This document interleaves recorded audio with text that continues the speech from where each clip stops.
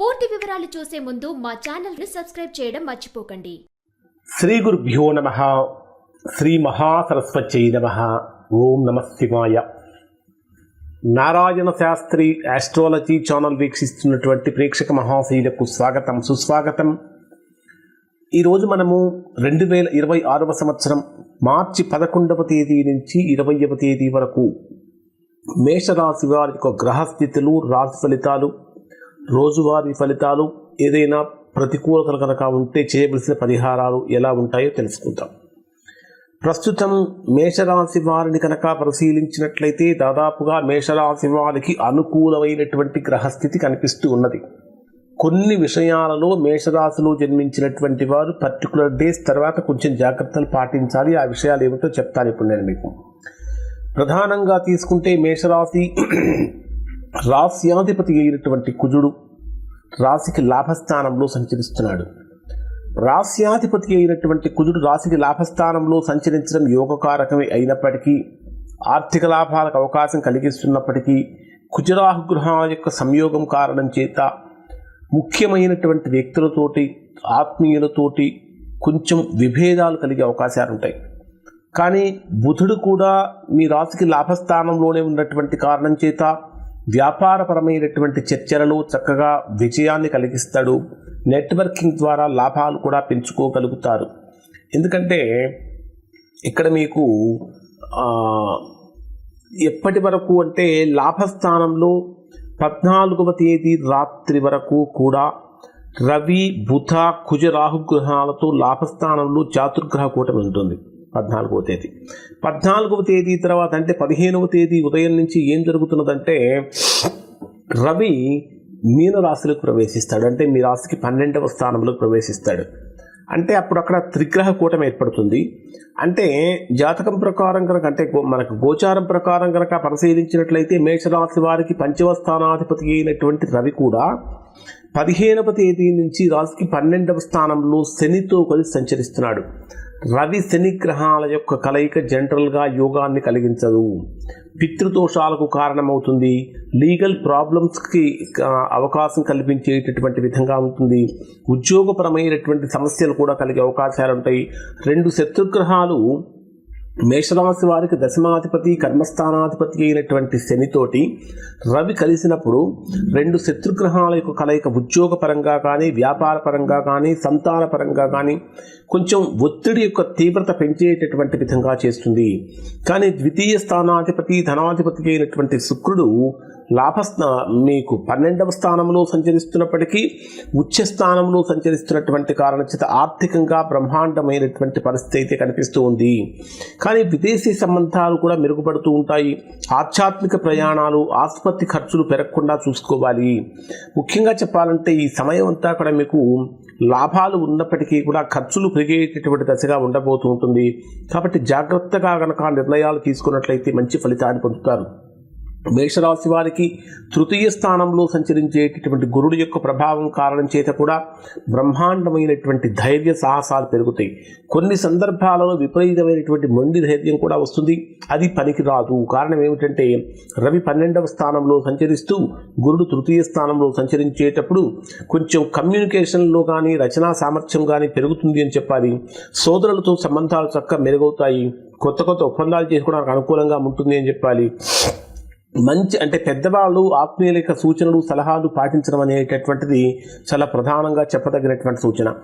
ఎవరైతే నిరుద్యోగులుగా ఉన్నటువంటి వారు ఈ మాసంలో అంటే ఈ 10 రోజుల్లో ఉద్యోగ ప్రయత్నాలు కనుక చేసినట్లయితే కొంచెం ఇబ్బందులు కలిగే అవకాశాలు ఉన్నాయి. మరి డే వైజ్ ప్రిడిక్షన్స్ కనుక మనం పరిశీలించినట్లయితే 11వ తేదీ ఉదయం నుంచి 11వ తేదీ రాత్రి 9:59 వరకు ఉండేటటువంటి సమయంలో అష్టమ స్థానంలో సంచరించేటటువంటి చంద్రదోషం అనేటటువంటిది విపరీతంగా యాక్టివేట్ అవుతుంది. ఈ అష్టమ చంద్రదోషం యొక్క ప్రభావం కారణం చేత ఆకస్మికమైనటువంటి ఖర్చులు కానీ, ఊహించనటువంటి ఆరోగ్య సమస్యలు కానీ, వాహనాల్లో ప్రయాణాలు చేసేటప్పుడు జాగ్రత్తలుగా కానీ ఉండాలి. కొన్ని రహస్యమైనటువంటి విషయాలు కూడా బయటపడి కొంచెం ఇబ్బంది కలిగించే అవకాశాలు ఉంటాయి. ఖచ్చితంగా ఇక్కడ మీరు శివారాధన చేయటం చాలా మంచిది. దానితో పాటు 11వ తేదీన ఖచ్చితంగా శివాలయంలో శివుడికి పాలతో అభిషేకం చేయించుకొని బియ్యం దానంగా కనుక సమర్పించినట్లయితే మంచి ఫలితాలు పొందుతారు.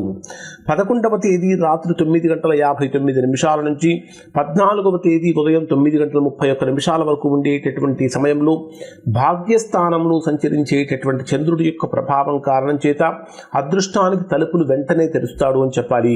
పెద్దవాళ్ళ యొక్క కృప ఉంటుంది, దైవానుగ్రహము పెరుగుతుంది, ఉన్నత విద్య అవకాశాలు పెరుగుతూ ఉంటాయి, విదేశీ అవకాశాలు పెరుగుతూ ఉంటాయి, తండ్రితో అనుబంధం మెరుగవుతూ ఉంటుంది, కోర్టు వ్యవహారాలు కొద్దిగా అనుకూలంగానే మారుతూ ఉంటాయి. గోమాతకు ఆహారం పెట్టడం వలన మంచి ఫలితాలు పొందుతారు.